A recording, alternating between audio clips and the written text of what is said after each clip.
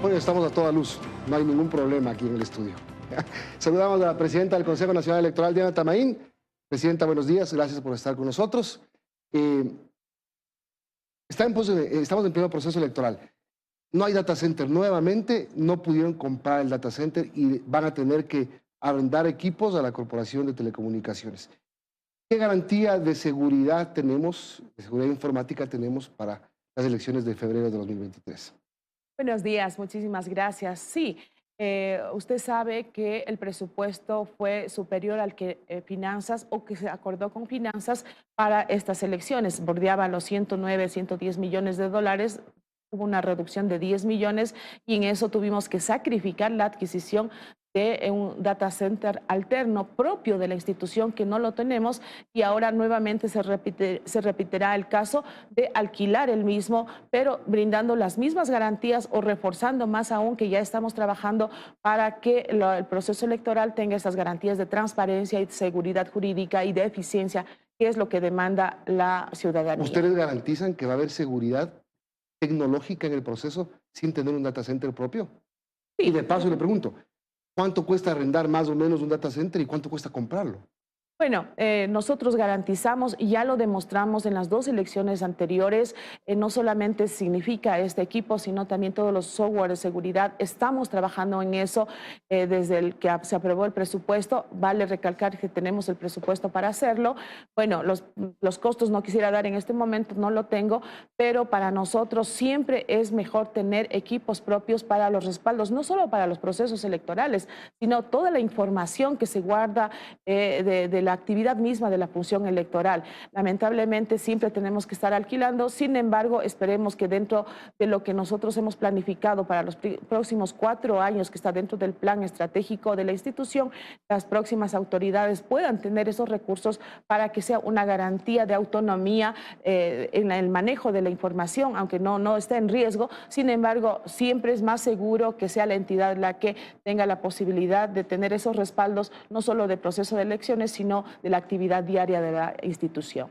Doctora Tamaín, buenos días. Y ya ayer oficialmente pues arrancó este proceso, se abre el plazo para la inscripción de las candidaturas y también desde el CNE decían que van a garantizar que se desarrolle este proceso de forma equitativa, de forma justa, igualitaria en cuanto a promoción electoral. Pero ¿cómo hacerlo cuando hay reglas del juego que todavía no cambian en ese sentido? Por ejemplo, ¿cómo controlar todo lo que pueda darse a través de las redes sociales y que comience incluso de una manera anticipada por parte de los candidatos? Sí, nosotros tenemos la capacidad, según la ley, de controlar lo que está dentro del calendario electoral y lo que nos permite la ley.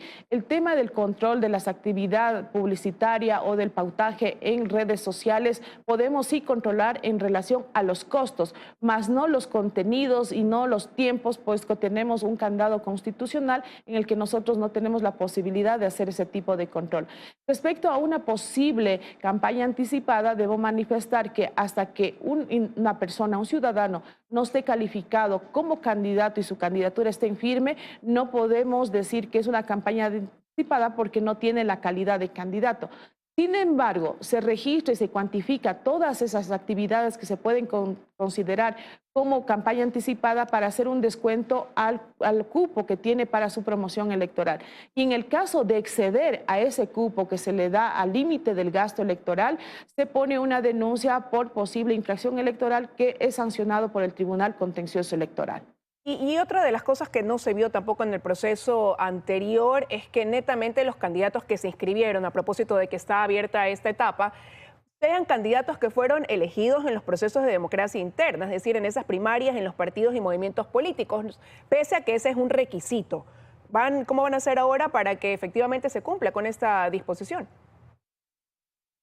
Nosotros hemos dado asistencia técnica, que es parte de la ley y el reglamento, de que las primarias se cumplan y son ellos los que participaron, se están registrando en la preinscripción, como lo hemos llamado ahora, y efectivamente estamos haciendo cumplir la ley. Lo que sí puede pasar es de que una vez que un candidato que participó en primarias y inmediatamente no acepta su candidatura, que tiene que hacerlo de forma presencial, o renuncia a esa elección de primarias, la organización política tiene la posibilidad de reemplazar esa candidatura. Solo en ese caso un candidato no puede ser alguien que salió de las primarias, pero definitivamente no hay ninguna posibilidad de que se inscriba un candidato que no haya estado participando en primarias. Presidenta, aquí no hay primarias. Aquí lo que hay son asambleas donde se levanta la mano, donde ya hay acuerdos previos y donde dicen, yo propongo a tal persona, ¿están de acuerdo? Y claro, todos sí. Digamos, es un chiste un poco la elección primaria en el Ecuador todavía. Bueno, hay diferentes mecanismos de cómo participar y ser candidato. Es cierto que los candidatos también se preparan, no son personas en muchos de los casos improvisadas que en ese momento miramos y lancen candidatos. Una candidatura tiene que ser preparada. Se escucha que 2 años antes un joven, una mujer tiene que ir preparándose porque tiene interés de participar en una candidatura de elección popular. Creo que es válido, es parte del proceso democrático. Lo incorrecto sería de que en esas primarias se perjudique los derechos, se haga fraude interno, se perjudique los derechos de participación política de la mujer. Yo creo que todos los mecanismos como una organización política dentro de su marco de reglamento puede desarrollar es válido. Bueno, y esto está en la ley y esto habrá que cambiar a través del Código de la Democracia, no es culpa de las autoridades que están dirigiendo ahora mismo el proceso. Hay un tema que es preocupante, que es estamos viviendo una etapa muy crítica de inseguridad y de narcotráfico. Ya se dijo en las elecciones del 2019 de los riesgos que significaba la posibilidad de que el narcotráfico se meta en las campañas electorales seccionales. Ahora el riesgo es mucho mayor. ¿Qué saben y qué han hecho ustedes un poco para prever este panorama que puede estar pasando ya? Bueno, nosotros hacemos un control del gasto electoral, control inclusive de los fondos que utilizan los partidos políticos por sus actividades diarias. Nosotros tenemos la obligación y la responsabilidad legal de hacer un análisis de carácter administrativo. En el caso de que hubiese fondos de dudosa procedencia, en este caso, al parecer del narcotráfico, eso le corresponde a la Fiscalía y a las autoridades competentes porque eso es un delito, esto no es infracción electoral, eso sale de nuestras manos, por lo que nosotros tenemos un convenio firmado con la Fiscalía, con la UAFE, para que en casos de nosotros tener indicios o sospechas... ¿Alertan de que puede haber infiltración del narcotráfico en la campaña electoral? Nosotros no podemos identificar aquello porque no tenemos el personal adecuado, especializado para poder determinar aquello. Lo que sí podemos es receptar dentro del Consejo Nacional Electoral o en el Tribunal Contencioso Electoral esos indicios y hacer traslado a la autoridad competente. Nosotros no tenemos esas responsabilidades ni esa función para ponernos en una etapa de investigación o de mirar qué elementos son. Nosotros lo que analizamos es el cumplimiento del gasto electoral y obviamente quien responde de la licitud de esos fondos son los candidatos y la organización política. Doctora Tamaint, y la Alianza Electoral Juntos por la Gente habría inscrito la candidatura de Jorge Yunda para alcalde de Quito. ¿Qué va a pasar en ese caso cuando un juez ha determinado la inhabilidad política para él durante los próximos 2 años? Sí, nosotros hemos recibido la inscripción el pedido de inscripción de la candidatura del señor Yunda, es lo que le corresponde hacer a la Junta Provincial Electoral, puesto de que todavía no tenemos la notificación de que la sentencia del Tribunal Contencioso Electoral esté en firme.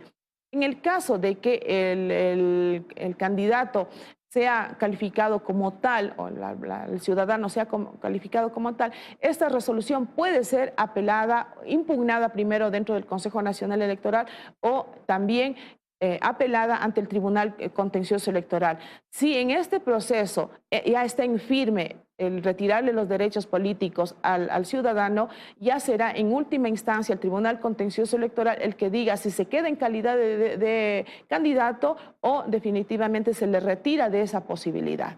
Pero en este proceso que el país vivirá el próximo año, en febrero se dan ciertos cambios, ¿no? Uno de esos será precisamente el método para el conteo o la asignación de estos escaños. Se pasa del método de Hunt al método de Webster. ¿Por qué se da este cambio y en qué radica esa diferencia básicamente, doctora? Sí, en la última reforma al Código de la Democracia, lo que se buscaba con el cambio del método de asignación de escaños es que también las minorías tengan su representación. porque muchos envió que un partido político fuerte, con mucha presencia, se llevaba todos los escaños de las concejalías, de los candidatos a asambleístas provinciales, etcétera. Entonces las minorías no tenían representación. El método de Webster lo que busca es ser más equitativo y que tenga la representación también las minorías. Esa es la diferencia entre la de Hunt y la de Webster, que ahora será aplicada para las próximas elecciones. Ese es uno de los cambios. Otro de los cambios es la mayor participación de mujeres, de jóvenes. Una de las cosas que van a tener que aplicar, y que me parece que es, ya tuvieron problemas, digamos, en la elección presidencial con los debates. Tienen que hacer 38 debates en 21 cantones y en 17 provincias. ¿Cómo van a hacer eso para que no sea un circo de 3 pistas? Bueno, no quiero justificar la decisión o una opinión personal, yo voy a defender la institucionalidad. Hubo una propuesta para que el tiempo sea más amplio, pero lamentablemente esa propuesta perdió o la perdí. Ganó que se haga en 2 días, lo vamos a hacer puesto de que tenemos que hacer para prefecturas, no es para todo el país, pero buscaremos los mecanismos en el reglamento para que estos debates puedan ser escuchados para las personas interesadas. Pichincha quiere escuchar a su prefecto, a sus candidatos a la prefectura, a sus candidatos para la alcaldía. Y de esa manera tendremos que medir esos tiempos y realmente es una tarea muy complicada, muy difícil, pero yo aspiro que con el reglamento y el procedimiento podamos cumplir con el objetivo que la ciudadanía que va a tener que decidir por quién votar tenga esa información y sea a través de los debates. Bueno, veamos, esto de los debates iba a estar difícil, ¿no? Difícil. Es, definitivamente, yo lo reconozco, pero me toca salir adelante con esto y bueno, ya veremos algún mecanismo o los horarios, porque la ciudadanía pueda mirar en un horario en la mañana, voy a suponer, para los prefectos y en la tarde para los alcaldes. Vamos a mirar cómo Imagínense si son listas de 20 candidatos de ahí. Un coliseo. Bueno, lo hicimos en 2 jornadas para los debates presidenciales. Y fue vistoso. Gracias, presidente.